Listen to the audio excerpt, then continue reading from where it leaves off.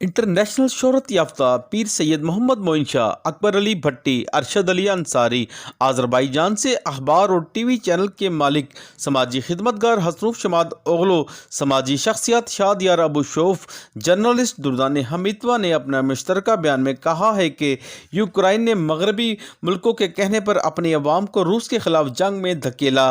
अमरीका और मगरबी मुल्कों का मकसद रूस पर माशी पाबंदियाँ लगवाना है। दूसरा, वो यूक्रेन के ज़रिए जंग में अपना असला फ़रोख्त करके अपने असले और बारूद को चेक करना चाहता है। दुनिया को चाहिए कि वह फौरी मदाखलत करके रूस और यूक्रेन की जंग बंद कराए, जहां पर बेगुनाह इंसानों का कत्लेआम जारी है।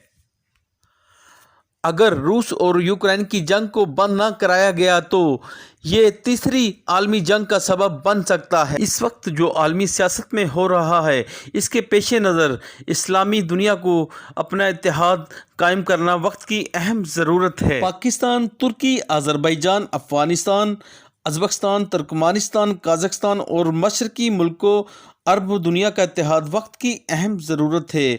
अमरीका रूस को दहशतगर्द मुल्क साबित करना चाहता है और उसको दुनिया में तनहा करके उस पर पाबंदियाँ लगाना चाहता है।